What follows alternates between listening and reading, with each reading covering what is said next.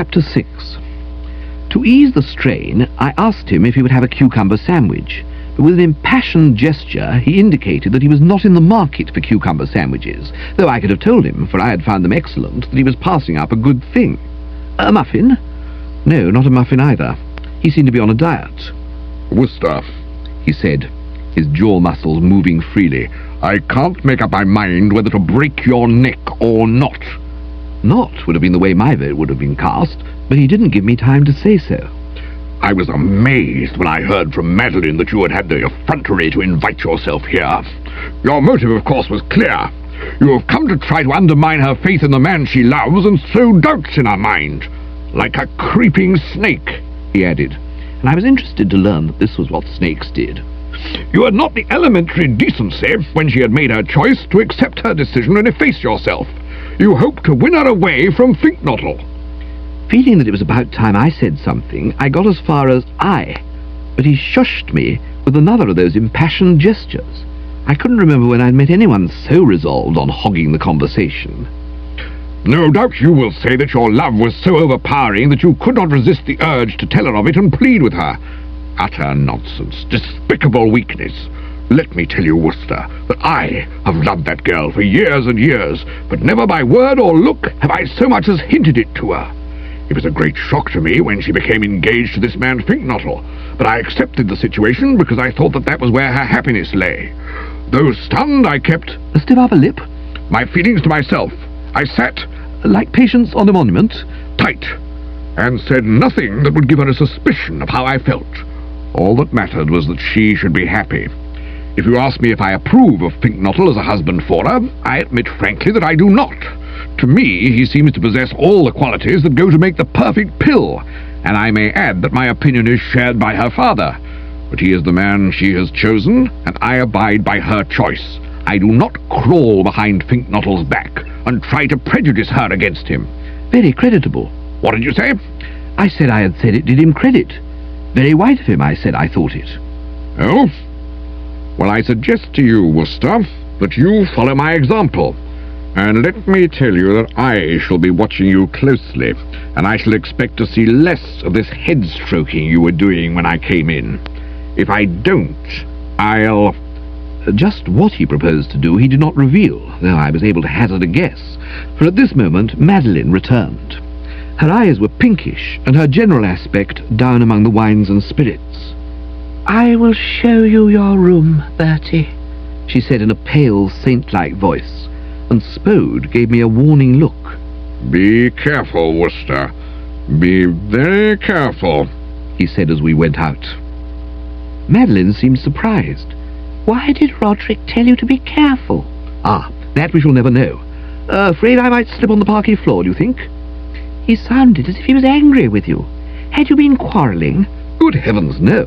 Our talk was conducted throughout in an atmosphere of the utmost cordiality." "I thought he might be annoyed at your coming here." "On the contrary, nothing could have exceeded the warmth of his welcome to Totley Towers." "I'm so glad. It would pain me so much if you and he were— Oh, there's Daddy." We had reached the upstairs corridor, and Sir Watkin Bassett was emerging from his room, humming a light air. It died on his lips as he saw me, and he stood staring at me aghast. He reminded me of one of those fellows who spend the night in haunted houses and are found next morning dead to the last drop with a look of awful horror on their faces. "Oh, Daddy," said Madeline, "I forgot to tell you. I asked Bertie to come here for a few days." Pop Bassett swallowed painfully. "When you say a few days, at least a week, I hope." "Good God! If not longer." "Great heavens!" "There is tea in the drawing-room, Daddy." "I need something stronger than tea," said Pop Bassett in a low, husky voice, and he tottered off, a broken man.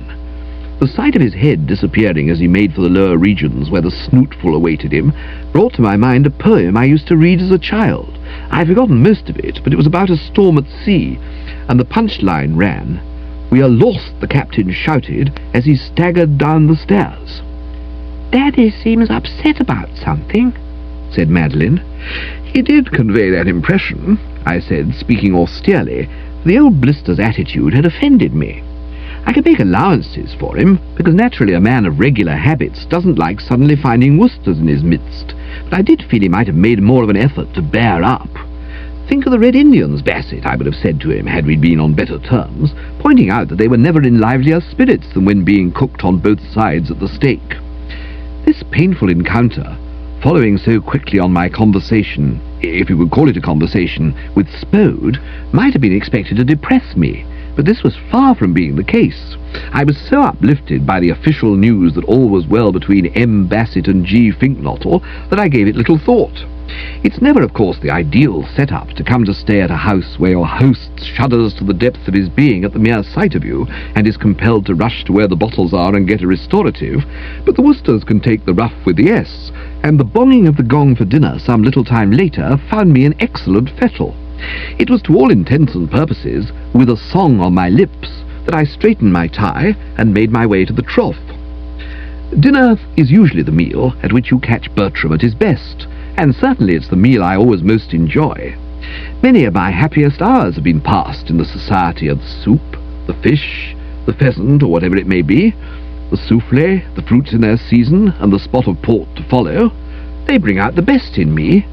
Wooster, those who know me have sometimes said, may be a pretty total loss during the daytime hours, but plunge the world in darkness, switch on the soft lights, uncork the champagne, and shove a dinner into him, and you'd be surprised. But if I am to sparkle and charm all and sundry, I make one provision, viz., that the company be congenial, and anything less congenial than the on this occasion I have seldom encountered. Sir Watkin Bassett, who was plainly still much shaken at finding me on the premises, was very far from being the jolly old squire who makes the party go from the start. Beyond shooting glances at me over his glasses, blinking as if he couldn't bring himself to believe I was real, and looking away with a quick shudder, he contributed little or nothing to what I have heard Jeeves call the feast of reason and the flow of soul. Add Spode, strong and silent, Madeline Bassett, mournful and drooping, Gussie, also apparently mournful, and Stiffy, who seemed to be in a kind of daydream, and you had something resembling a wake of a less rollicking type. Sombre, that's the word I was trying to think of.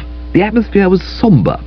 The whole binge might have been a scene from one of those Russian plays my Aunt Agatha sometimes makes me take her son Foss to at the Old Vic, in order to improve his mind, which, as is widely known, can do with all the improvement that's coming to it. It was toward the middle of the meal that, feeling that it was about time somebody said something, I drew Pop Bassett's attention to the table's centrepiece. In any normal house it would have been a bowl of flowers or something of that order, but this being Totley Towers, it was a small black figure, carved of some material I couldn't put a name to. It was so gosh awful in every respect that I presumed it must be something he collected recently. My Uncle Tom is always coming back from sales with similar eyesores. "That's new, isn't it?" I said, and he started violently. I suppose he'd just managed to persuade himself that I was merely a mirage, and had been brought up with a round turn on discovering that I was there in the flesh. "That thing in the middle of the table that looks like the end man in the minstrel show. It's something you got since I was here last, isn't it?" Tactless of me, I suppose, to remind him of that previous visit of mine, and I oughtn't to have brought it up, but these things slip out. "Yes," he said, having paused for a moment to shudder. "It is the latest addition to my collection." "Daddy bought it from a man named Plank, who lives not far from here at Hockley-cum-Meston," said Madeline. "Attractive little bijou," I said. It hurt me to look at it, but I felt that nothing was to be lost by giving him the old oil. Just the sort of thing Uncle Tom would like to have. "By Jove," I said, remembering, "Aunt Dahlia was speaking to me about it on the phone yesterday, and she told me Uncle Tom would give his eye teeth to have it in his collection. I'm not surprised. It looks valuable." "It's worth £1,000, said Stiffy, coming out of her coma and speaking for the first time. "As much as that? Golly!" Amazing, I was thinking, that magistrates could get to be able to afford expenditure on that scale just by persevering through the years, finding people and sticking to the money. What is it? Soapstone? I had said the wrong thing. "Amber," Pop Bassett snapped, giving me the sort of look he had given me in heaping measure on the occasion when I'd stood in the dock before him at Bosher Street Police Court. "Black amber." "Of course, yes. That's what Aunt Dahlia said, I recall. She spoke very highly of it, let me tell you. Extremely highly." "Indeed?" "Oh, absolutely." I had been hoping that this splash of dialogue would have broken the ice, so to speak, and started us off kidding back and forth like the guys and dolls in one of those old-world salons you read about. But no. Silence fell again, and eventually, at long last, the meal came to an end, and 2 minutes later I was on my way to my room, where I proposed to pass the rest of the evening with an Earl Stanley Gardner I'd brought with me. No sense, as I saw it, in going and mixing with the mob in the drawing-room, and having Spode glare at me, and Pop Bassett sniff at me, and Madeline Bassett as likely as not sing old English folk songs at me till bedtime. I was aware that in executing this quiet sneak I was being guilty of a social gaffe, which would have drawn raised eyebrows from the author of a book of etiquette, but the great lesson we learn from life is to know when and when not to be in the centre of things.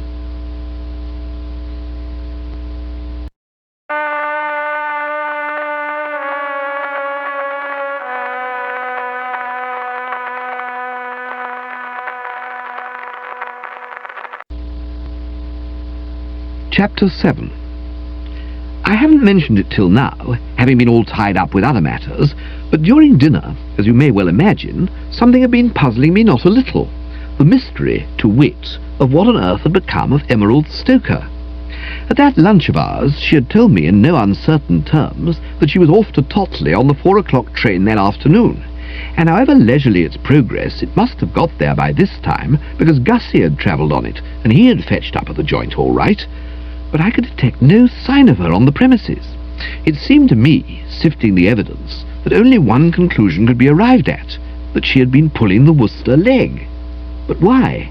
With what motive? That was what I was asking myself as I sneaked up the stairs to where Earl Stanley Gardner awaited me. If you had cared to describe me as perplexed and bewildered, you would have been perfectly correct. Jeeves was in my room when I got there, going about his gentleman's gentlemanly duties, and I put my problem up to him. Did you ever see a film called The Vanishing Lady, Jeeves? No, sir. I rarely attend cinematographic performances. Well, it was about a lady who vanished, if you follow what I mean. And the reason I bring it up is that a female friend of mine has apparently disappeared into thin air, leaving not a rack behind, as I once heard you put it. Highly mysterious, sir. You said it. I seek in vain for a solution. When I gave her lunch yesterday, she told me she was off on the 4 o'clock train to go and stay at Totley Towers, and the point I want to drive home is that she hasn't arrived. You remember the day I lunched at the Ritz? Yes, sir. You were wearing an alpine hat. There is no need to dwell on the alpine hat, Jeeves. No, sir. If you really want to know, several fellows at the Drones asked me where I'd got it. No doubt with a view to avoiding your hatter, sir.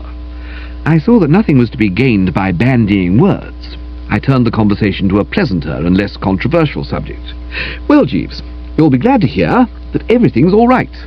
Sir? About that lute we were speaking of. No rift. Sound as a bell. I have it straight from the horse's mouth that Miss Bassett and Gussie are sweethearts still.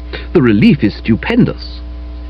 I hadn't expected him to clap his hands and leap about, because of course he never does, but I wasn't prepared for the way he took this bit of hot news. He failed altogether to string along with my jocund mood. I fear, sir, that you are too sanguine. Miss Bassett's attitude may well be such as you have described, but on Mr. Fink-Nottle's side, I am sorry to say there exists no little dissatisfaction and resentment. The smile which had been splitting my face faded. It is never easy to translate what Jeeves says into basic English, but I've been able to grab this one off the bat, and what I believe the French call a frisson went through me like a dose of salts. You mean, she's a sweetheart still, but he isn't? Precisely, sir. I encountered Mr. Fink-Nottle in the stable yard as I was putting away the car, and he confided his troubles to me. His story occasioned me grave uneasiness. Another frisson passed through my frame. I had the unpleasant feeling you sometimes get that centipedes in large numbers are sauntering up and down your spinal column. I feared the worst. But what's happened? I faltered, if faltered's the word. I regret to inform you, sir, that Miss Bassett has insisted on Mr. Fink-Nottle adopting a vegetarian diet. His mood is understandably disgruntled and rebellious. I tottered. In my darkest hour I had never anticipated anything as bad as this. You wouldn't think it to look at him because he's small and shrimp-like and never puts on weight, but Gussie loves food. Watching him tucking into his rations at the drones, a tapeworm would raise its hat respectfully, knowing that it was in the presence of a master. Cut him off, therefore, from the roasts and boils, and particularly from cold steak and kidney pie, a dish of which he is inordinately fond, and you turned him into something fit for treasons, stratagems, and spoils, as the fellow said. The sort of chap who would break an engagement as soon as look at you. At the moment of my entry, I had been about to light a cigarette, and now the lighter fell from my nerveless hand. She has made him become a vegetarian? So Mr. Fink-Nottle informed me, sir. No chops? No, sir. No steaks? No, sir. Just spinach and similar garbage? So I gather, sir. But why? I understand that Miss Bassett has recently been reading the life of the poet Shelley, sir, and has become converted to his view that the consumption of flesh foods is unspiritual.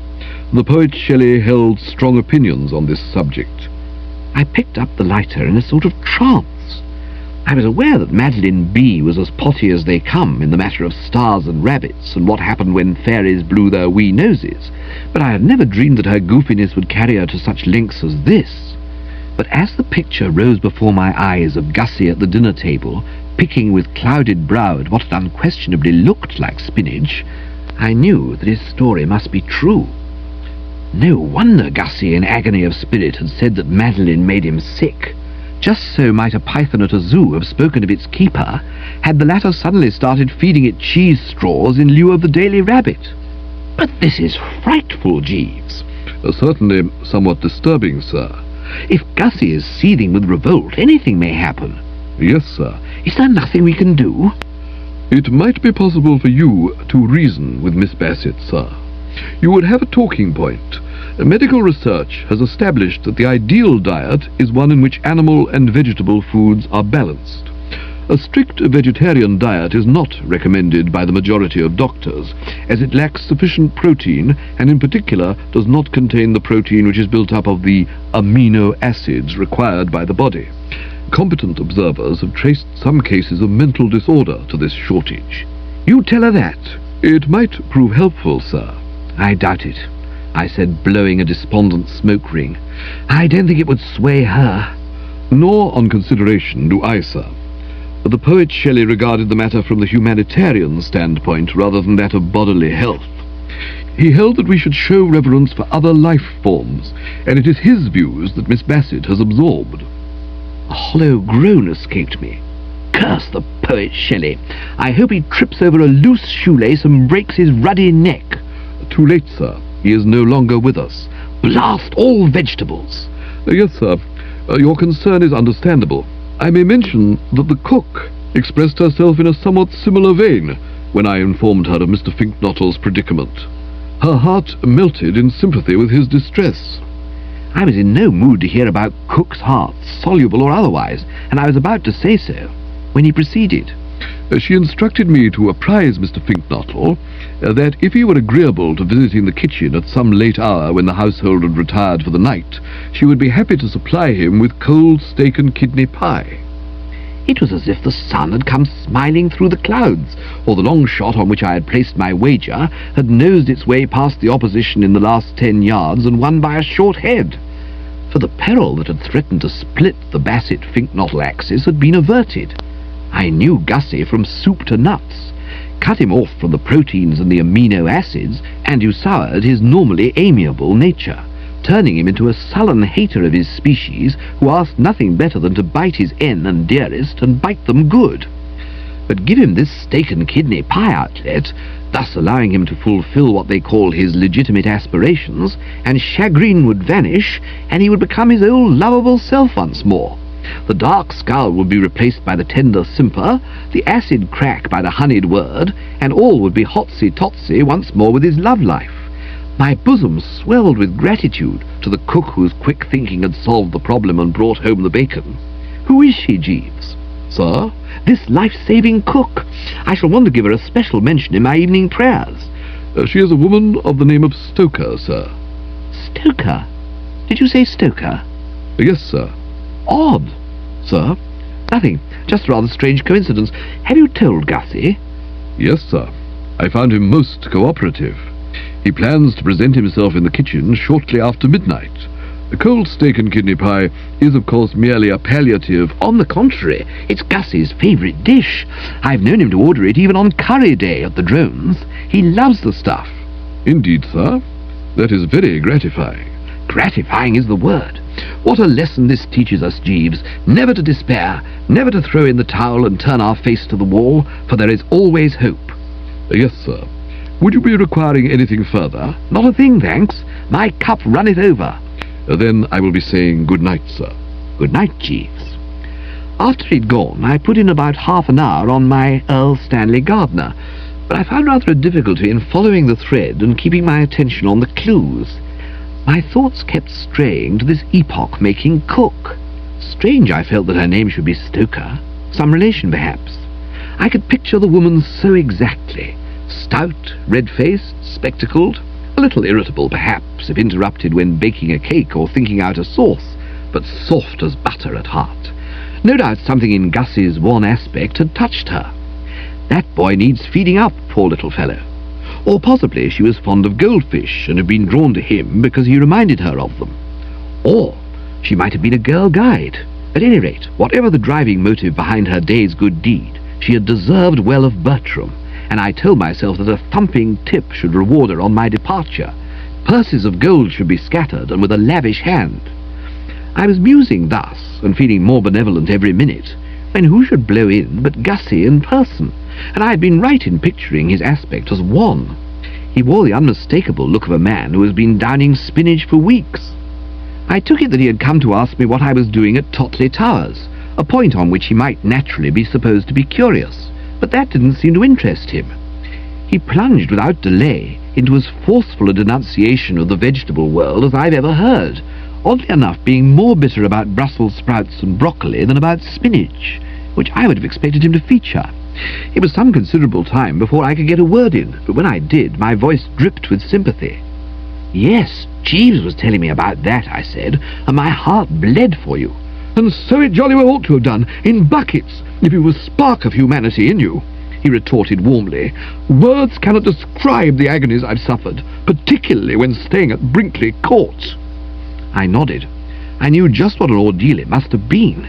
With Aunt Dahlia's peerless chef wielding the skillet, the last place where you want to be on a vegetarian diet is in Brinkley. Many a time when enjoying the old relative's hospitality, I've regretted that I had only one stomach to give to the evening's bill of fare.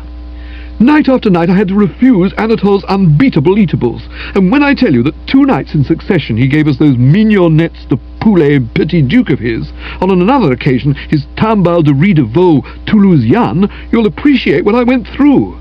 It being my constant policy to strew a little happiness as I go by, I hastened to point out the silver lining in the seas. Your sufferings must have been terrible, I agreed, but courage, Gussie. Think of the cold steak and kidney pie. I had struck the right note. His drawn face softened. Jeeves told you about that? He said the cook had it all ready and waiting for you, and I remember thinking at the time that she must be a pearl among women. That is not putting it at all too strongly. She's an angel in human shape. I spotted her solid merits the moment I saw her.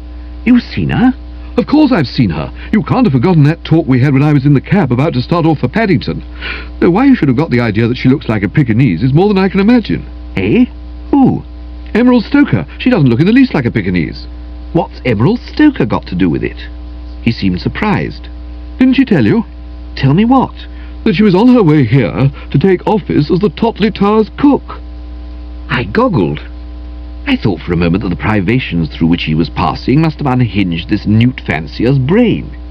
Did you say cook? I'm surprised she didn't tell you. I suppose she felt you weren't to be trusted to keep her secret. She would, of course, have spotted you as a babbler from the outset. Yes, she's the cook, all right. But why is she the cook, I said, getting down to the raise in that direct way of mine. She explained that fully to me on the train. It appears that she's dependent on a monthly allowance from her father in New York, and normally she gets by reasonably comfortably on this. But earlier this month she was unfortunate in her investments on the turf. Sunny Jim and the 3 o'clock at Kempton Park. I recalled the horse to which he referred. Only prudent second thoughts had kept me from having a bit on it myself. The animal ran 6th in a field of 7, and she lost her little all. She was then faced with the alternative of applying to her father for funds, which would have necessitated a full confession of her rash act, or of seeking some gainful occupation which would tide her over till, as she put it, the United States Marines arrived. She could have touched me, or her sister Pauline. My good ass, a girl like that doesn't borrow money. Much too proud. She decided to become a cook. She tells me she didn't hesitate more than about 30 seconds before making her choice. I wasn't surprised. To have come clean to the paternal parent would have been to invite hell of the worst description. Old Stoker was not the type of father who laughs indulgently when informed by a daughter that she has lost her chemise and foundation garments at the races. I don't suppose he's ever laughed indulgently in his life. I've never seen him even smile. Apprised of his child's goings-on, he would unquestionably have blown his top and reduced her to the level of a fifth-rate power. I have been present on occasions when the old God help us was going good, and I can testify that his boiling point is low. Quite rightly had she decided that silence was best. It was quite a load off my mind to be able to file away the Emerald Stoker mystery in my casebook as solved, for I dislike being baffled, and the thing had been weighing on me, but there were one or two small points to be cleared up. How did she happen to come to Totley? I must have been responsible for that. During our talk at that studio party, I remember mentioning that Sir Watkin was in the market for a cook, and I suppose I must have given her his address, for she applied for the post and got it. These American girls have such enterprise. Is she enjoying her job? Thoroughly, according to Jeeves. She's teaching the butler rummy. I hope she skins him to the bone. No doubt she will when he's sufficiently advanced to play for money. And she tells me she loves to cook. What's her cooking like? I could answer that. She had once or twice given me dinner at her flat, and the browsing had been impeccable. It melts in the mouth. It hasn't melted in mine, said Gussie bitterly. Ah, well, he added, a softer light coming into his eyes. There's always that steak and kidney pie. And on this happier note, he took his departure.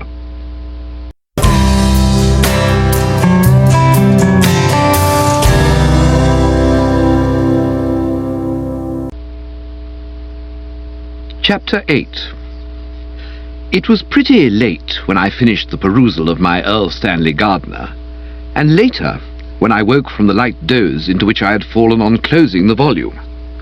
Totley Towers had long since called it a day, and all was still throughout the house, except for a curious rumbling noise proceeding from my interior.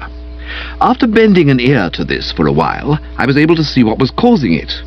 I had fed sparsely at the dinner table, with the result that I had become as hungry as Dammit. I don't know if you have had the same experience, but the thing I've always found about myself is that it takes very little to put me off my feed.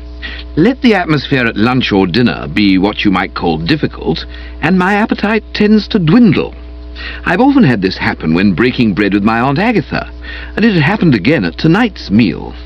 What with the strain of constantly catching Pop Bassett's eye and looking hastily away, and catching Spode's and looking hastily away, and catching Pop's again, I had done far less than justice to Emerald Stoker's no doubt admirable offerings. You read stories sometimes where someone merely toys with his food, or even pushes away his plate untasted, and that substantially was what I had done. So now, this strange hollow feeling, as if some hidden hand had scooped out my insides with a tablespoon. This imperative demand for sustenance had probably come on during my Earl Stanley gardenering, but I'd been so intent on trying to keep tabs on the murder gun and the substitute gun, and the gun which Perry Mason had buried in the shrubbery, that I hadn't noticed it. Only now had the pangs of hunger really started to throw their weight about, and more clearly as they did so, there rose before my eyes the vision of that steak and kidney pie which was lurking in the kitchen, and it was as though I could hear a soft voice calling to me, "Come and get it." It's odd how often you find that out of evil cometh good, as the expression is. Here was a case in point. I had always thought of my previous visit to Totley Towers as a total loss. I saw now that I had been wrong. It had been an ordeal, testing the nervous system to the utmost, but there was one thing about it to be placed on the credit side of the ledger. I allude to the fact that it had taught me the way to the kitchen. The route lay down the stairs, through the hall, into the dining room, and through the door at the end of the last named. Beyond the door, I presumed that there was some sort of passage or corridor, and then you were in the steak and kidney pie zone. A simple journey, not to be compared for complexity with some I had taken at night in my time. With the Woosters, to think is to act, and scarcely more than 2 minutes later I was on my way. It was dark on the stairs, and just as dark, if not darker, in the hall. But I was making quite satisfactory progress, and was about halfway through the latter, when an unforeseen hitch occurred. I bumped into a human body, the last thing I had expected to encounter en route, and for an instant, well, I won't say that everything went black, because everything was black already, but I was considerably perturbed. My heart did one of those spectacular leaps Nijinsky used to do in the Russian ballet, and I was conscious of a fervent wish that I could have been elsewhere. Elsewhere, however, being just where I wasn't, I had no option but to grapple with this midnight marauder, and when I did so I was glad to find that he was apparently one who had stunted his growth by smoking as a boy. There was a shrimp-like quality about him which I found most encouraging. It seemed to me that it would be an easy task to throttle him into submission, and I was getting down to it with a hearty goodwill when my hand touched what were plainly spectacles, and at the same moment a stifled, "Hey, look out for my glasses," told me that my diagnosis had been all wrong. This was no thief in the night, but an old crony, with whom in boyhood days I had often shared my last bar of milk chocolate. "Oh, hello, Gussie," I said. "Is that you? I thought you were a burglar." There was a touch of asperity in his voice as he replied, "Well, I wasn't." "No, I see that now. Pardonable mistake, though, you must admit. You nearly gave me heart failure." I, too, was somewhat taken aback. No one more surprised than the undersigned when you suddenly popped up. I thought I had a clear track. "Where to?" "Need you ask?" "The steak and kidney pie, if you've left any." "Yes, there's quite a bit left." "Was it good?" "Delicious." "Then I think I'll be getting along. Good night, Gussie. Sorry you were troubled." Continuing on my way, I think I must have lost my bearings a little, shaken no doubt by the recent encounter. These get-togethers take their toll. At any rate, to cut a long story S, what happened was that as I felt my way along the wall, I collided with what turned out to be a grandfather clock, for the existence of which I had not budgeted, and it toppled over with a sound like the delivery of several tons of coal through the roof of a conservatory. Glass crashed, pulleys and things parted from their moorings, and as I stood trying to separate my heart from the front teeth in which it had become entangled, the lights flashed on, and I beheld Sir Watkin Bassett. It was a moment fraught with embarrassment. It's bad enough to be caught by your host prowling about his house after hours, even when said host is a warm admirer and close personal friend, and I have, I think, made it clear that Pop Bassett was not one of my fans. He could barely stand the sight of me by daylight, and I suppose I looked even worse to him at 1 o'clock in the morning. My feeling of having been slapped between the eyes with a custard pie was deepened by the spectacle of his dressing gown. He was a small man. You got the impression seeing him that when they were making magistrates there wasn't enough material left over when they came to him, and for some reason not easy to explain, it nearly always happens that the smaller the ex-magistrate, the louder the dressing gown. His was a bright purple number with yellow frogs, and I am not deceiving my public when I say that it smote me like a blow, rendering me speechless. Not that I'd have felt chatty even if he'd been upholstered in something quiet in dark blue. I don't believe you can ever be completely at your ease in the company of someone before whom you stood in the dock saying, "Yes, your worship," and "No, your worship," and being told by him that you're extremely lucky to get off with a fine and not 14 days without the option. This is particularly so if you've just smashed a grandfather clock whose welfare is no doubt very near his heart. At any rate, be that as it may, he was the one to open the conversation, not me. "Good God," he said, speaking with every evidence of horror. "You!" The thing I never know, or probably never will, is what to say when somebody says "you" to me. A mild "oh, hello" was the best I could do on this occasion, and I felt at the time it wasn't good. Better, of course, than "What ho there, Bassett," but nevertheless not good. "Might I ask what you are doing here at this hour, Mr. Wooster?" Well, I might have laughed a jolly laugh and replied, "Upsetting grandfather clocks, keeping it light, as it were, if you know what I mean," but something told me it wouldn't go so frightfully well. I had what amounted to an inspiration. "I came down to get a book." I'd finished my Earl Stanley Gardner, and I couldn't seem to drop off to sleep, so I came to see if I couldn't pick up something from your shelves, and in the dark I bumped into the clock." "Indeed?" he said, putting a wealth of sniffiness into the word.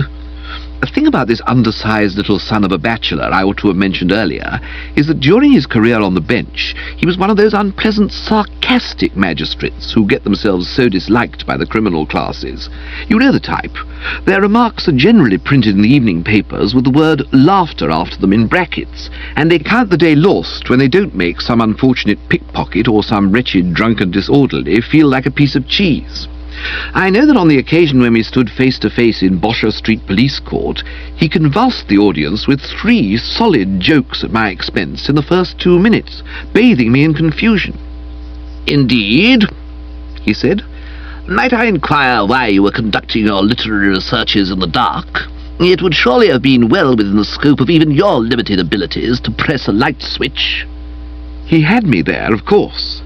The best I could say was that I hadn't thought of it, and he sniffed a nasty sniff, as much as to suggest that I was just the sort of dead-from-the-neck-up dumb brick who wouldn't have thought of it.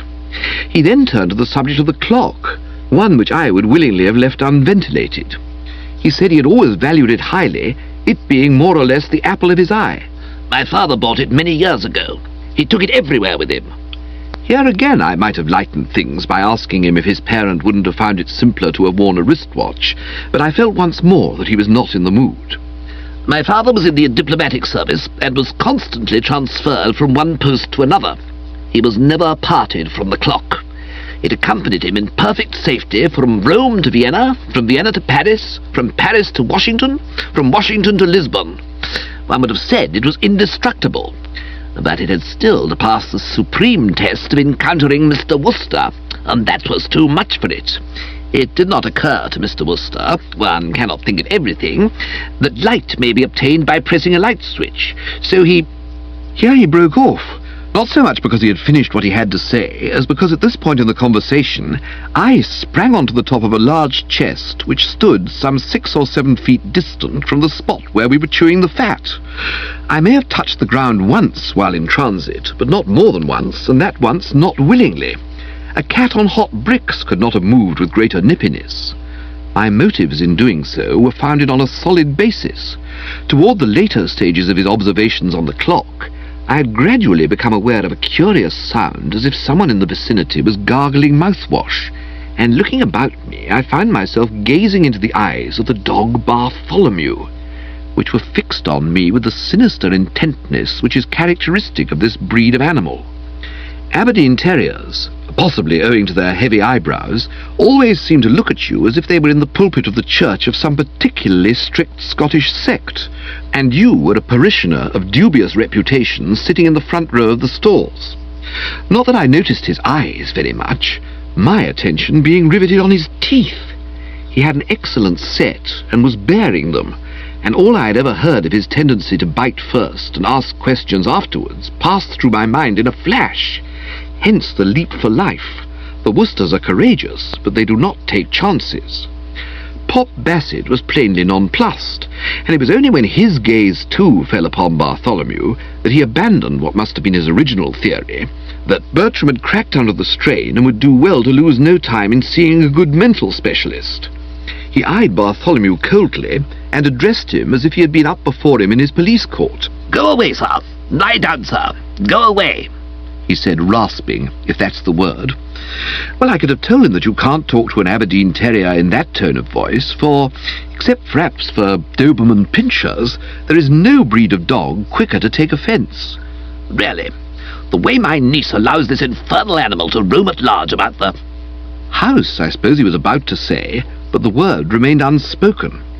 It was a moment for rapid action, not for speech. The gargling noise had increased in volume, and Bartholomew was flexing his muscles and getting under way. He moved, he stirred, he seemed to feel the rush of life along his keel, as the fellow said, and Pop Bassett, with a lissomeness of which I would not have suspected him, took to himself the wings of the dove and floated down beside me on the chest. Whether he clipped a second or two off my time I cannot say, but I rather think he did. "This is intolerable," he said as I moved courteously to make room for him, and I could see the thing from his point of view. All he asked from life, now that he had made his pile, was to be as far away as possible from Bertram Wooster, and here he was, cheek by jowl as you might say, on a rather uncomfortable chest with him. A certain peevishness was inevitable. Not too good, I agreed. Unquestionably open to criticism, the animal's behaviour. He must be off his head. He knows me perfectly well. He sees me every day. Ah, I said, putting my finger on the weak spot in his argument, but I don't suppose he'd ever seen you in that dressing gown. I had been too outspoken. He let me see at once that he had taken umbrage. What's wrong with my dressing gown? He demanded hotly. A bit on the bright side, don't you think? No, I do not. Well, that's how it would strike a highly strung dog. I paused here to chuckle softly, and he asked what the devil I was giggling about. I put him abreast. I was merely thinking that I wish we could strike the highly strung dog. The trouble on these occasions is that one is always weaponless. It was the same some years ago, when an angry swan chased self and friend onto the roof of a sort of boathouse building at my Aunt Agatha's place in Hertfordshire. Nothing would have pleased us better than to bung a brick at the bird or slosh him with a boat hook, but we had no brick and were short of boat hooks. We had to wait till Jeeves came along, which he eventually did in answer to our cries. It would have thrilled you to have seen Jeeves on that occasion. He advanced dauntlessly and... Mr. Wooster. Speaking. Kindly spare me your reminiscences. I was merely saying... Well, don't. Silence fell. On my part, a wounded silence, for all I'd tried to do was take his mind off things with entertaining chit-chat. I moved an inch or two away from him in a marked manner. The Woosters do not force their conversation on the unwilling. All this time, Bartholomew had been trying to join us, making a series of energetic springs. Fortunately, Providence, in its infinite wisdom, had given Scottish short legs, and though full of the will to win, he could accomplish nothing constructive. However much an Aberdeen terrier may bear mid snow and ice a banner with the strange device Excelsior, he nearly always has to be content with dirty looks and the sharp, passionate bark. Some minutes later, my fellow rooster came out of the silence. No doubt the haughtiness of my manner had intimidated him, for there was a mildness in his voice which had not been there before. Mr. Wooster. I turned coldly. Were you addressing me, Bassett? There must be something we can do. You might fine the animal £5. We cannot stay here all night. Why not? What's to stop us? This held him. He relapsed into silence once more, and we were sitting there like a couple of Trappist monks, when a voice said, "Well, for heaven's sake!" and I perceived that Stiffy was with us. Not surprising, of course, that she should have turned up sooner or later.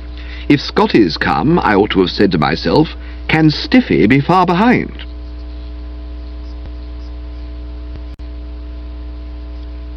Chapter 9. Considering that so substantial a part of her waking hours is devoted to thrusting innocent bystanders into the soup, Stiffy is far prettier than she has any right to be. She's on the small side, petite, I believe is the technical term, and I've always felt that when she and Stinker walk up the aisle together, if they ever do, their disparity in height should be good for a laugh or two from the ringside pews. The thought has occurred to me more than once that the correct response for Stinker to make, when asked by the MC if he's prepared to take this Stephanie to be his wedded wife, would be, "Why, certainly, what there is of her." "What on earth do you two think you're doing?" she inquired, not unnaturally surprised to see her uncle and an old friend in our current position. "Why have you been upsetting the furniture?" "That was me," I said. I bumped into the grandfather clock. I'm as bad as Stinker, aren't I? Bumping into things, ha-ha." "Less of the ha-ha," she riposted warmly, "and don't mention yourself in the same breath as my Harold. Well, that doesn't explain why you're sitting up there like a couple of buzzards on a treetop." Pop Bassett intervened, speaking at his sniffiest. Her comparison of him to a buzzard, though perfectly accurate, seemed to have piqued him. "We were savagely attacked by your dog." "Not so much attacked," I said, "as given nasty looks. We didn't vouchsafe him time to attack us, deeming it best to get out of his sphere of influence before he could settle down to work. He's been trying to get at us for the last 2 hours. At least it seems like 2 hours." She was quick to defend the dumb chum. "Well, how can you blame the poor angel? Naturally he thought you were international spies in the pay of Moscow. Prowling about the house at this time of night. I can understand Bertie doing it because he was dropped on the head as a baby, but I'm surprised at you, Uncle Watkin. Why don't you go to bed?" "I shall be delighted to go to bed," said Pop Bassett stiffly, "if you will kindly remove this animal. He is a public menace." "Very highly strung," I put in. "We were remarking on it only just now." "He's all right if you don't go out of your way to stir him up." "Go back to your basket, Bartholomew, you bounder," said Stiffy, and such was the magic of her personality that the hound turned on its heel without a word and passed into the night. Pop Bassett climbed down from the chest and directed a fishy, magisterial look at me. "Good night, Mr. Wooster. If there is any more of my furniture you wish to break, pray consider yourself at perfect liberty to indulge your peculiar tastes," he said, and he too passed into the night. Stiffy looked after him with a thoughtful eye. "I don't believe Uncle Watkin likes you, Bertie. I noticed the way he kept staring at you at dinner as if appalled."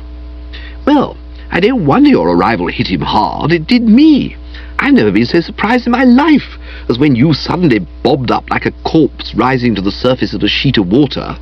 Harold told me he'd pleaded with you to come here, but nothing would induce you. What made you change your mind?" In my previous sojourn at Totley Towers, circumstances had compelled me to confide in this young prune my position as regarded her cousin Madeline, so I had no hesitation now in giving her the lowdown. I learnt that there was trouble between Madeline and Gussie, due, I have since been informed, to her forcing him to follow in the footsteps of the poet Shelley and become a vegetarian, and I felt that I might accomplish something as a raisonneur. As a what-oneur? I thought that would be a bit above your head. It's a French expression meaning, I believe, though I would have to check with Jeeves, a calm, kindly man of the world who intervenes when a rift has occurred between two loving hearts and brings them together again. Very essential in the present crisis. You mean that if Madeline hands Gussie the pink slip, she'll marry you? That, broadly, is about the strength of it.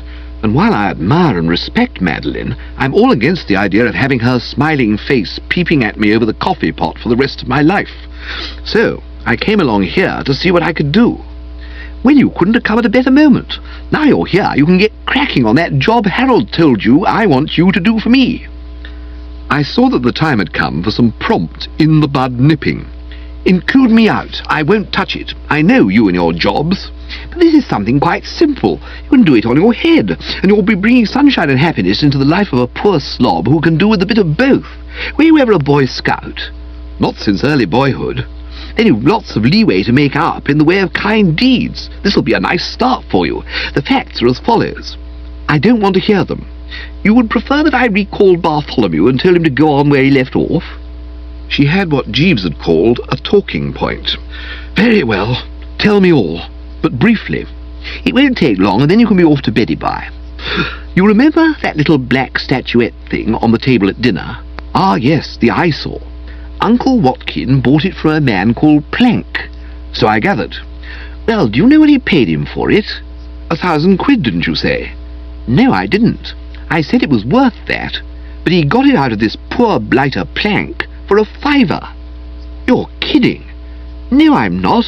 He paid him £5. He makes no secret of it.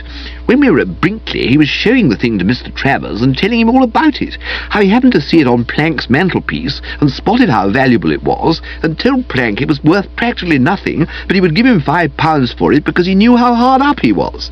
He gloated over how clever he'd been, and Mr. Travers writhed like an egg whisk. I could well believe it. If there's one thing that makes a collector spit blood, it's hearing about another collector getting a bargain. How do you know Plank was hard up? Well, would you have let the thing go for a £5 if he wasn't? Something in that. You can't say Uncle Watkin isn't a dirty dog. I would never dream of saying he isn't, and always has been, the dirtiest of dogs. It bears out what I've frequently maintained, that there are no depths to which magistrates won't stoop. I don't wonder you look askance. Your Uncle Watkin stands revealed as a chiseller of the lowest type, but nothing to be done about it, of course. I don't know so much about that. Why, have you tried doing anything? In a sort of way, I arranged that Harold should preach a very strong sermon on Naboth's vineyard. Not that I suppose you've ever heard of Naboth's vineyard. I bridled. She had offended my amour propre. I doubt if there's a man in London and the home counties who has the facts relating to Naboth's vineyard more thoroughly at his fingertips than me.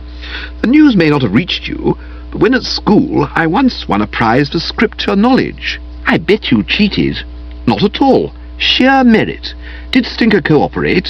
Yes, he thought it was a splendid idea and went about sucking throat pastels for a week so as to be in good voice. The set-up was the same as the play in Hamlet, you know, with which to catch the conscience of the king and all that. Yes, I see the strategy all right. How did it all work out? It didn't. Harold lives in the cottage of Mrs. Bootle, the postman's wife, where they only have oil lamps, and the sermon was on a table with a lamp on it, and he bumped into the table and upset the lamp, and it burnt the sermon, and he hadn't time to write it out again, so he had to dig out something on another topic from the old stockpile. I was terribly disappointed. I pursed my lips, and was on the point of saying that of all the web-footed muddlers in existence, H.P. Pinker took the well-known biscuit, when it occurred to me that it might possibly hurt her feelings, and I desisted. The last thing I wanted was to wound the child, particularly when I remembered that crack of hers about recalling Bartholomew. So we got to handle the thing another way, and that's where you come in. I smiled a tolerant smile. I can see where you're heading, I said. You want me to go to your Uncle Watkin and slip a jack under his better self. Play the game, Bassett, you want me to say. Let conscience be your guide, Bassett, trying to drive it into his nut how wrong it is to put over a fast one on the widow and the orphan. I'm assuming for purposes of argument that Plank is an orphan, though possibly not a widow. But my misguided young shrimp, do you really suppose that Pop Bassett looks on me as a friend and counsellor to whom he's always willing to lend a ready ear? You yourself were stressing only a moment ago how allergic he was to the Wooster charm. It's no good me talking to him. I don't want you to. Then what do you want me to do? I want you to pinch the thing and return it to Plank, who will then sell it to Mr. Travers at a proper price. The idea of Uncle Watkin only giving him a fiver for it. We can't have him getting away with raw work like that. He needs a sharp lesson. I smiled another tolerant smile. The young boll weevil amused me. I was thinking how right I had been in predicting that any job assigned by her to anyone would be unfit for human consumption. Well, really, Stiffy. The quiet rebuke in my voice ought to have bathed her in shame and remorse, but it didn't. She came back at me strongly. I don't know what you're well readying about. You're always pinching things, aren't you? Policemen's helmets and things like that. I inclined the bean. It was true that I had once lived in Arcady. There is, I was obliged to concede, a certain substance in what you say. I admit that in my time I may have removed a lid or two from the upper stories of members of the constabulary. Well then, but only on boat race night, and when the heart was younger than it is of even date. It was an episode of the sort that first brought me and your Uncle Watkin together. But you can take it from me that the hot blood has cooled and I'm a reformed character. My answer to your suggestion is no. No? N-ruddy-O, I said, making it clear to the meanest intelligence.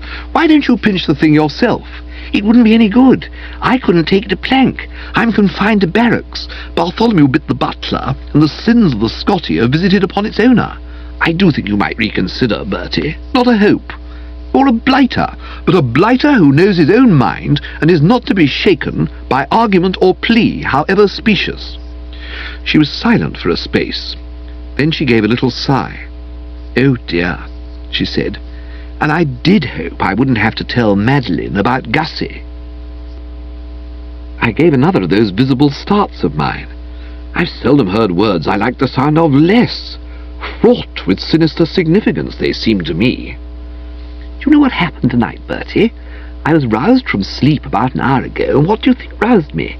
Stealthy footsteps, no less. I crept out of my room, and I saw Gussie sneaking down the stairs. All was darkness, of course, but he had a little torch, and it shone on his spectacles. I followed him. He went to the kitchen. I peered in, and there was the cook shoveling cold steak and kidney pie into him like a stevedore loading a grain ship. And the thought flashed into my mind that if Madeline heard of this, she would give him the bum's rush before he knew what had hit him.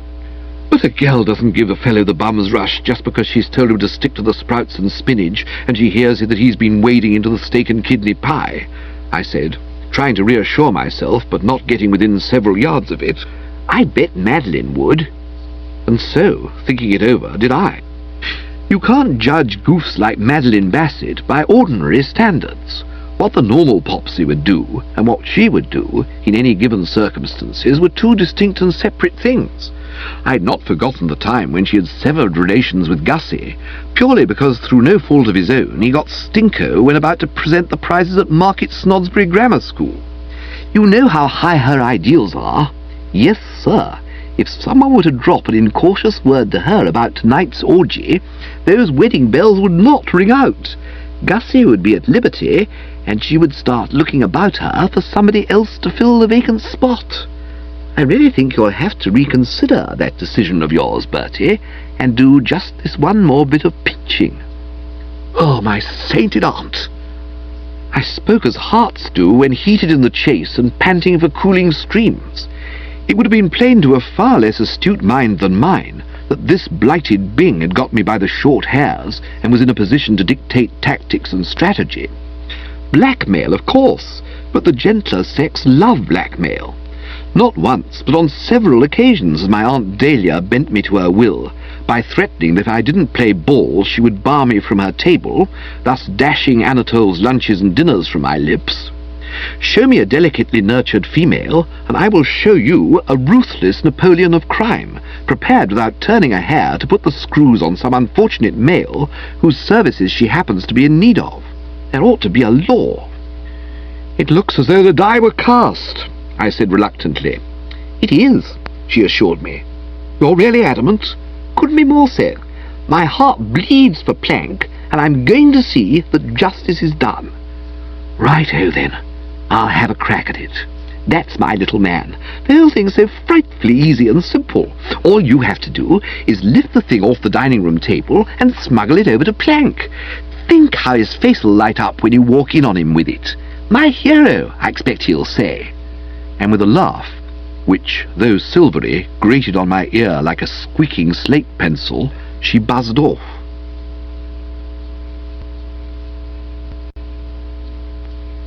Chapter 10.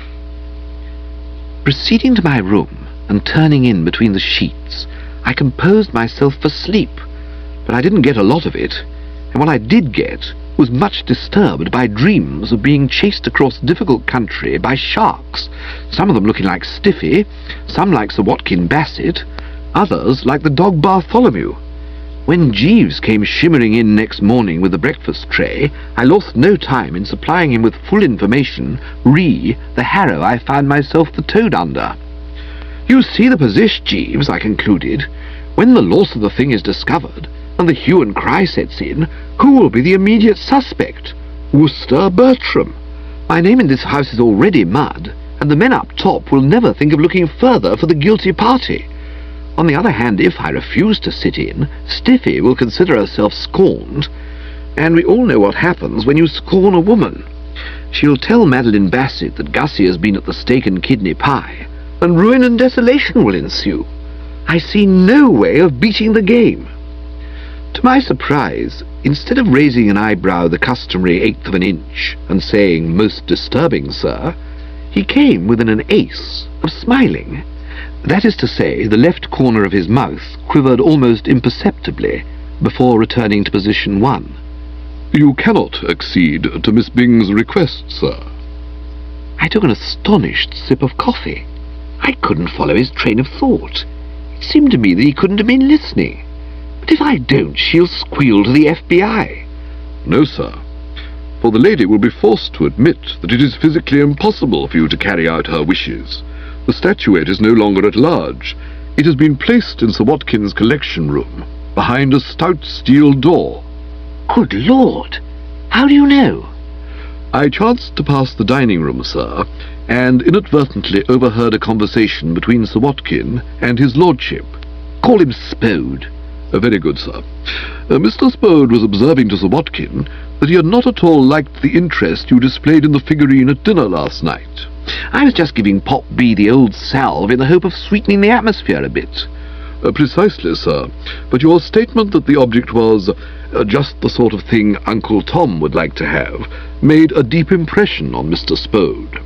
Remembering the unfortunate episode of the cow creamer, which did so much to mar the pleasantness of your previous visit to Totley Towers, he informed Sir Watkin that he had revised his original view that you were here to attempt to lure Miss Bassett from Mr. Fink-Nottle, and that he was now convinced that your motive in coming to the house had to do with the figurine, and that you were planning to purloin it on Mr. Travers's behalf. Sir Watkin, who appeared much moved, accepted the theory in toto, all the more readily because of an encounter which he said he had had with you in the early hours of this morning. I nodded. Yes, we got together in the hall at, I suppose, about 1 a.m. I'd gone down to see if I could get a bit of that steak and kidney pie. I quite understand, sir. It was an injudicious thing to do, if I may say so, but the claims of steak and kidney pie are, of course, paramount.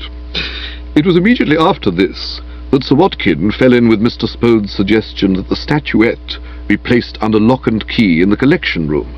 I presume that it is now there, and when it is explained to Miss Byng that only by means of burglar's tools or a flask of trinitrotoluol could you obtain access to it, and that neither of these is in your possession, I am sure the lady will see reason and recede from her position. Only the circumstance of my being in bed at the moment kept me from dancing a few carefree steps. You speak absolute sooth, Jeeves. This lets me out. Completely, sir. Perhaps you wouldn't mind going and explaining the position of affairs to Stiffy now. You can tell the story so much better than I could, and she ought to be given the lowdown as soon as possible. I don't know where she is at this time of day, but you'll find her messing about somewhere, I've no doubt. I saw Miss Byng in the garden with Mr. Pinker, sir. I think she was trying to prepare him for his approaching ordeal. Eh? If you recall, sir, owing to the temporary indisposition of the vicar, Mr. Pinker will be in sole charge of the school treat tomorrow, and he views the prospect with not unnatural qualms. There is a somewhat lawless element among the school children of Totley and the Wold, and he fears the worst. Well, tell Stiffy to take a couple of minutes off from the pep talk and listen to your communique. Very good, sir. He was absent quite a time. So long, in fact, that I was dressed when he returned. I saw Miss Byng, sir. And? She is still insistent that you restore the statuette to Mr. Plank. She's cuckoo. I can't get into the collection room. No, sir, but Miss Byng can. She informs me that not long ago Sir Watkin chanced to drop his key, and she picked it up and omitted to apprise him. Sir Watkin had another key made, but the original remains in Miss Byng's possession. I clutched the brow. You mean she can get into the room any time she feels like it? Precisely, sir. Indeed, she has just done so. And so saying, he fished the eyesore from an inner pocket and handed it to me. Miss Byng suggests that you take the object to Mr. Plank after luncheon. In her droll way, she said the meal, I quote her words, would put the necessary stuffing into you and nerve you for the... It is somewhat early, sir, but shall I get you a little brandy? Not a little, Jeeves, I said. Fetch the cask. I don't know how Emerald Stoker was with brush and palette, never having seen any of her output, but she unquestionably had what it takes where cooking was concerned, and any householder would have been glad to sign her up for the duration. The lunch she provided was excellent, everything most toothsome. But with this ghastly commission of Stiffy's on the agenda paper, I had little appetite for her offerings. The brow was furrowed, the manner distrait, the stomach full of butterflies.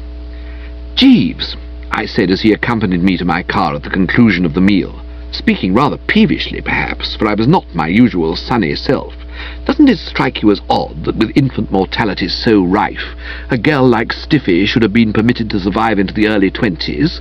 Some mismanagement there.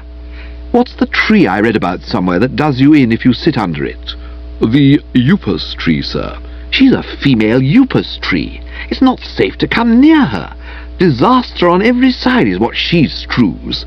And another thing, it's all very well for her to say, glibly, or airily, sir. The words are synonymous. It's all very well for her to say glibly or airily, take this blasted eyesore to Plank. But how do I find him? I can't go rapping on every door in Hockley cum Meston saying, excuse me, are you Plank? It'd be like looking for a needle in a haystack. A very colourful image, sir. I appreciate your difficulty. I would suggest that you proceed to the local post office and institute inquiries there. Post office officials invariably have information at their disposal as to the whereabouts of dwellers in the vicinity. He had not erred. Breaking the car in the Hockley-cum-Meston High Street, I found that the post office was one of those shops you get in villages, where, in addition to enjoying the postal facilities, you can purchase cigarettes, pipe tobacco, wool, lollipops, string, socks, boots, overalls, picture postcards, and bottles containing yellow non-alcoholic drinks, probably fizzy. In answer to my query, the old lady behind the counter told me I would find Plank up at the big house with the red shutters about half a mile further back along the road. She seemed a bit disappointed that information was all I was after, and that I had no intention of buying a pair of socks or a ball of string, but she bore up philosophically, and I toddled back to the car. I remembered the house she had spoken of, having passed it on my way. Imposing mansion with a lot of land. This Plank, I took it, would be some sort of labourer on the estate. I pictured him as a sturdy, gnarled old fellow whose sailor son had brought home the eyesore from one of his voyages, and neither of them had had the foggiest that it was valuable. "I'll put it on the mantelpiece, Dad," no doubt the son had said. "It'll look well up there." To which the old gaffer had replied, "Aye, lad, gormed if 'twon't look gradely on the mantelpiece," or words to that effect. I can't do the dialect, of course. So, they had shoved it on the mantelpiece, and then along had come Sir Watkin Bassett with his smooth city ways, and made suckers out of parent and offspring. Happening all the time, that sort of thing. I reached the house and was about to knock on the door, when there came bustling up an elderly gentleman with a square face, much tanned, as if he'd been sitting out in the sun quite a lot without his parasol. "Oh, there you are," he said. "Hope I haven't kept you waiting. We were having football practice and I lost track of the time. Come in, my dear fellow, come in." I need scarcely say that this exuberant welcome to one who, whatever his merits, was a total stranger, warmed my heart quite a good deal. It was with the feeling that his attitude did credit to Gloucestershire hospitality that I followed him through a hall liberally besprinkled with the heads of lions, leopards, gnus, and other fauna, into a room with French windows opening on the front garden. Here he left me while he went off to fetch drinks, his first question having been, would I care for one for the tonsils, to which I had replied with considerable enthusiasm that I would. When he returned, he found me examining the photographs on the wall. The one on which my eye was resting at the moment was a school football group, and it was not difficult to spot the identity of the juvenile delinquent holding the ball and sitting in the middle. "You?" I said. "That's me," he replied. "My last year at school. I skip at the side that season. That's old Scrubby Willoughby sitting next to me, fast wing 3/4, but never would learn to give the reverse pass." "He wouldn't?" I said, shocked. I hadn't the remotest what he was talking about, but he had said enough to show me that this Willoughby must have been a pretty dubious character. And when he went on to tell me that poor old Scrubby had died of cirrhosis of the liver in the federal Malay states, I wasn't really surprised. I imagine these fellows who won't learn to give the reverse pass generally come to a fairly sticky end.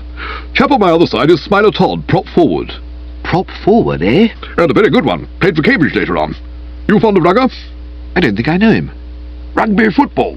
"Oh, no, I've never gone in for it." "You haven't?" "No." "Good God." I could see that I'd sunk pretty low in his estimation, but he was a host, and managed to fight down the feeling of nausea with which my confession had afflicted him. "I've always been mad keen on rugger. Didn't get much of it after leaving school, as they stationed me in West Africa. Tried to teach the natives there the game, but had to give it up. Too many deaths, with the inevitable subsequent blood feuds. Retired now and settled down here. I'm trying to make Hockley-cum-Meston the best football village in these parts, and I will say for the lads that they're coming along nicely. What we need is a good prop forward, and I can't find one. But you don't want to hear all this. You want to know about my Brazilian expedition." "Oh, have you been to Brazil?" I seem to have said the wrong thing, as one so often does. He stared. "Didn't you know I'd been to Brazil?" "Nobody tells me anything." "I should have thought they'd have briefed you at the office. Seems silly to send a reporter all the way down here without telling him what they're sending him for." I'm pretty astute, and I saw there had been a mix-up somewhere. "Were you expecting a reporter?" "Of course I was. Aren't you from the Daily Express?" "Sorry, no." "I thought you must be the chap who was coming to interview me about my Brazilian explorations."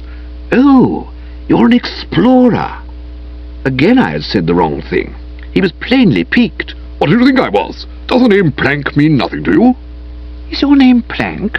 "Of course it is." "Well, what a very odd coincidence," I said, intrigued. "I'm looking for a character called Plank. Not you, somebody else.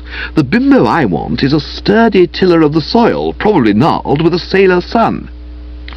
As you have the same name as him, you'll probably be interested in the story I'm about to relate. I have here," I said, producing the black amber thing, "whatnot." He gaped at it. Where did you get that? That's a bit of native sculpture I picked up on the Congo and then sold to Sir Watkin Bassett. I was amazed. "You sold it to him?" Certainly. "Well, shiver my timbers." I was conscious of a Boy Scoutful glow. I liked this Plank, and I rejoiced that it was in my power to do him as good a turn as anyone had ever done anybody. "God bless Bertram Wooster," I felt he'd be saying in another couple of ticks. For the first time I was glad that Stiffy had sent me on this mission. "Then I'll tell you what," I said, "if you'll just give me £5. I broke off. He was looking at me with a cold, glassy stare, as no doubt he had looked at the late lions, leopards, and gnus, whose remains were to be viewed on the walls of the outer hall.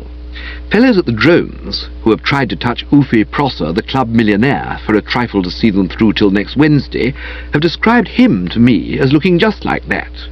Oh, so that's it, he said, and even Pop Bassett could not have spoken more nastily. I've got your number now. I've met your sort all over the world. You won't get any £5, my man. You sit where you are and don't move. I'm going to call the police. "It will not be necessary, sir," said a respectful voice, and Jeeves entered through the French window.